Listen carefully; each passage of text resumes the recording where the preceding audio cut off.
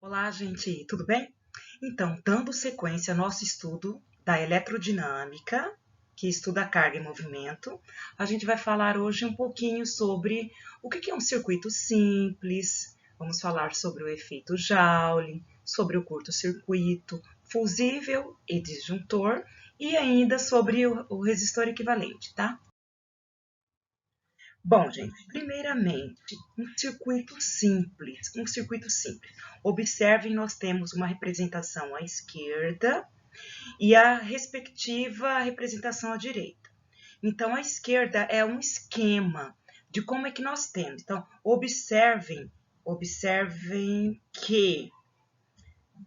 que isso daqui nada mais é do que os fios, ok? Os fios condutores. Então, vocês sabem que os fios condutores, então nós temos ali elétrons livres, né? Normalmente utiliza-se fios condutores de cobre para as ligações, tá? Então, um circuito simples nada mais é do que esta constituição, onde você tem uma bateria que está representando uma fonte, tá? Nós temos uma chave, neste caso a chave ela está fechada e esta é a representação esquemática de uma lâmpada, tá? Então, a lâmpada em um circuito é representada desta maneira. Então, a gente precisa recordar também que uma lâmpada, ela nada mais é do que um resistor ôhmico, porque obedece também à primeira lei de Ohm, tá? Obedece a lei de Ohm. Então, nós temos essa representação à esquerda e a representação real à direita. Então, observem que a bateria foi substituída aqui, no caso, por uma pilha, tá? Então, nós temos aqui a representação dos fios. Isso daqui é aquela chave onde você tem o liga-desliga e, no caso, uma lâmpada. Então, isso é um circuito simples, tá? Então, observe que, neste caso, a lâmpada ela está acesa porque o circuito está fechado, né? Então, o plug ali foi ligado. E logo abaixo nós temos a representação de um circuito aberto, formado pelos mesmos elementos. Então, se o circuito está aberto, não há movimento de cargas elétricas. Tá? O que acontece ali? Acontece que você não tem corrente elétrica. Por quê? Porque os elétrons livres eles estão no movimento, aliás, no movimento caótico, não tem aquele movimento ordenado das cargas elétricas. Tá? Muito bem, basta. Agora nós temos que recordar um pouquinho, né, que entender o que é efeito Joule. O efeito Joule nada mais é do que a transformação da corrente elétrica em energia térmica. E ela se dá, pessoal, principalmente pela percepção, né? Então, nós temos a percepção quando você coloca, por exemplo, um carregador na tomada, quando você está com o seu laptop e em determinado momento ele começa a aquecer. Então, parte da energia elétrica aí está sendo transformada em energia térmica, que é o efeito Joule, ok? Esse efeito Joule, ele é indesejado nas máquinas elétricas, né? No meu laptop eu não quero o efeito Joule, eu não quero que ele esquente, né? Eu não quero que a minha TV esquente. Também nas linhas de transmissão não é desejado, tá?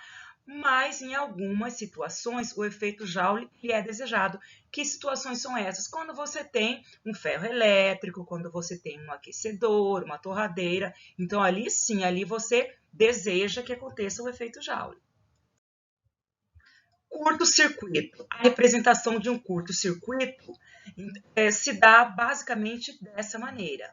Okay? Então, imagina que você tem a corrente elétrica, ela está fluindo e ela, quando ela encontra um ramo onde a resistência elétrica ela é zero ou próximo de zero, o que vai acontecer? A corrente elétrica ela vai preferir seguir esse caminho, tá? Então, isso daí é um curto-circuito. Um curto-circuito entre dois pontos de um circuito é provocado quando esses pontos são ligados por um condutor de resistência elétrica desprezível. Muito bem, vocês já ouviram falar em fusível, ele é de fundamental importância nos circuitos elétricos, tá? E ele tem a função de proteger, a finalidade de proteger o circuito. Essa aqui é uma representação Então, aqui eu tenho, no caso, esse resistor formado aqui, ele tem um ponto de fusão muito baixo, ele é confeccionado para funcionar com um certo valor limite de corrente elétrica. Para valores maiores que esse valor limite, então, acontece a fusão. Então, esse resistor aqui, ele se rompe, interrompendo a passagem da corrente elétrica. Então, isso acontece normalmente quando por algum motivo o teu circuito ele superaquece devido ao efeito Joule. Então você tem um fluxo maior de corrente elétrica passando por ali. E se você não tiver esse fusível, o que vai acontecer? Aquela parte do teu circuito vai ser danificada, vai ser queimada, tá? Então o fusível ele é ligado em série com o circuito que deseja ser protegido. Muito bem.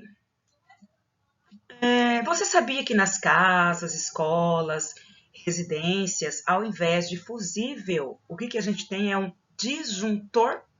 E o disjuntor ele tem a mesma função, tá, gente? Que o fusível, né? Mas afinal de contas, o que são, né, esses disjuntores? Vamos lá. Coloquei aqui essa foto, criei aqui da minha casa. Então, eu tenho um quadro de vários disjuntores, onde ali cada disjuntor ele está sendo responsável por uma parte, né? Por uma sala, pela cozinha, pelo quarto, ok? E o disjuntor nada mais é do que uma chave magnética que se desliga automaticamente quando acontece uma sobrecarga, tá? Então, é a mesma função lá do fusível. Ok? Não sei se vocês se recordam, o ano passado lá na escola, teve um dia que estava muito quente mesmo, e aí todas as salas estavam com o ar-condicionado ligado. E aí, como estava muito quente, então não acontecia da temperatura ficar ambiente e o ar-condicionado desligar.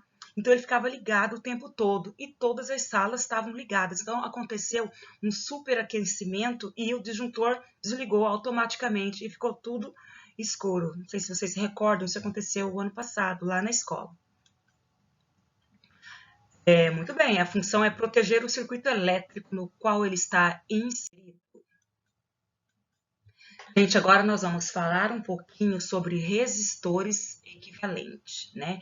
Então, quando você tem mais que um resistor, eu posso, então, calcular qual é o resistor equivalente que funcionaria no lugar daquela associação. Então, inúmeras vezes, tem-se a necessidade de valores de resistências diferentes dos valores fornecidos pelos resistores do que dispomos. Então, vamos supor que você é um engenheiro e você vai confeccionar, por exemplo, uma placa de um determinado circuito. E você precisa naquela passagem da corrente elétrica, digamos que você precisa de uma resistência de um determinado valor, exemplo, 10 ohm. 10 ohm. Mas, digamos que para você confeccionar aquele projeto, você não encontra resistores de 10 ohm disponível naquele momento. Você encontra muitos resistores, por exemplo, de 5 ohm. Aí o que você pode fazer? Você pode associar, neste caso, dois resistores, ok? De 5 ohm, que eles equivalem àquele único resistor de 10 ohm. Esse é um exemplo, tá? Em qualquer associação de resistores, denomina-se resistor equivalente o resistor que faria o mesmo que a associação. Muito bem. Então, os resistores eles podem ser associados basicamente de duas maneiras, em série e em paralelo, tá? Existe uma terceira associação que a gente chama de associação mista, que é quando você tem associação em série e associação em paralelo, tá? Ok, nós vamos falar um pouquinho sobre associação em série. Ela é bem simples. Observe nessa figura da esquerda, então nós temos o ponto A e o ponto B. Entre o ponto A e o ponto B, como um exemplo, nós temos 3 resistores. Você poderia ter 2, poderia ter 4, tá? Acima de 2 já é uma associação. Então, muito bem, neste caso nós temos 3 resistores, representados pela letra maiúscula R. Então, eu tenho aqui, ó, R1, R2 e R3. Muito bem. Observem que a corrente elétrica, ela passa aqui pelo resistor R1, ela passa pelo resistor R2 e assim sucessivamente. Observem também que a corrente elétrica, ela tem apenas um único caminho para percorrer, ok?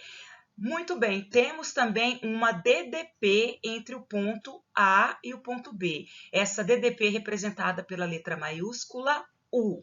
Em uma associação em série, a DDP da tua associação ela é dividida pela quantidade de resistores que você tiver no teu circuito. Aí, o que eu vou fazer? Eu vou analisar essa sequência aqui, ó. Então, vamos analisar. O que nós temos? Nós temos novamente o ponto A e o ponto B. Então, esse circuito da direita equivale ao teu circuito da esquerda, onde todos os resistores R1, R2 e R3 foram substituídos pelo resistor equivalente da associação, que aí a gente abreviou aqui por REC. Muito bem. Vários resistores estão associados em série quando são ligados um em seguida do outro. Todos os resistores são percorridos pela mesma corrente elétrica quando você tem uma associação em série. Muito bem, REC, como é que eu calculo a resistência equivalente de uma associação em série? Tranquilo, gente, muito fácil. Basta você somar. Só somar, só você somar. Se você tiver 5 resistores em série, você vai somar os 5. Se tiverem 2, você vai somar os 2. Muito bem. O que mais? E a sua DDP? A DDP, ela é a soma. A DDP total entre os extremos A e B é a soma dos resistores individuais. E a associação em paralelo. Como que seria uma associação em paralelo? Nós temos aqui na figura da esquerda uma representação de uma associação de resistores ligados em paralelo. No caso, nós temos apenas 3, você poderia ter 2, 4 e assim sucessivamente. Observem que entre os pontos A e B, nós temos, então, os 3 resistores, que a gente chamou aqui de R1, R2 e R3. Observe que esta aqui é a representação de um resistor no teu circuito. O que acontece? Gente, olha só, a corrente elétrica que nós representamos pela letra minúscula I, o que acontece? A corrente elétrica, ela vem, né? Então, quando ela encontra esse nó, o que vai acontecer? Ela vai ser dividida. Eu tenho 3 resistores associados em paralelo, então a corrente elétrica ela vai encontrar 3 caminhos distintos. Então, a corrente elétrica ela vai ser dividida, tá? Ela vai ser dividida, no caso aqui, em 3. Ela vai ser dividida em 3. Se esses 3 resistores forem iguais, ela vai ser dividida como? Igualmente. Muito bem, o que mais que eu posso dizer? O que eu posso falar? Eu posso falar sobre a DDP entre os extremos A e B. Todas as vezes que você tiver uma associação em paralelo, a DDP ela é a mesma, tá? Então, no caso aqui, a DDP entre os extremos A e B, ela é a mesma no resistor R1, ela é a mesma no resistor R2 e ela é a mesma no resistor R3. Como assim? Se você tiver, por exemplo, 9 volts, tá? 9 volts de DDP, fornecido, por exemplo, por uma bateria ou por uma associação de pilhas, qual vai ser a DDP no seu resistor R1? 9 volts. Qual vai ser a DDP no seu resistor R2? 9 volts, tá? E nós temos na sequência aqui à direita a representação do teu circuito. Então, esse circuito da direita, ele equivale ao circuito da esquerda, tá? Onde nós temos REC novamente como o resistor equivalente, beleza? Vários resistores estão associados em paralelo quando são ligados pelos terminais. Qual é o terminal no caso aqui? O terminal A, B. Muito bem, todos os resistores estão submetidos à mesma DDP. A corrente elétrica, por sua vez, ela se divide, ok? Então, no caso, eu tenho 3 resistores, ela se dividiu em 3. O que mais que eu posso dizer? Como eu vou calcular a resistência equivalente da minha associação? Lembra? Se fosse na associação em série, bastaria você somar, tá? O REC seria a soma. Agora, em uma associação em paralelo, essa daqui é a maneira geralzona que você pode fazer para calcular a sua associação, o REC, o valor da resistência equivalente. De que maneira? 1 sobre REC igual. Se você tiver 3 resistores associados em paralelo, você vai colocar 1 sobre R1 mais um sobre R2, mais um sobre R3, ok? Tranquilo. Ok, pessoal, então, agora eu gostaria que vocês pensassem um pouquinho nessa situação. Imagina na casa de vocês, imagina você está lá estudando agora. Então tem o seu laptop, tem sua TV, tem as lâmpadas. Como é que você imagina que é feita as instalações da sua casa? Será que é uma associação em série ou será que é uma associação em paralelo? Diante de tudo que a gente comentou até agora, o que você acha? Pensa um pouquinho que a gente vai discutir sobre isso na nossa próxima aula.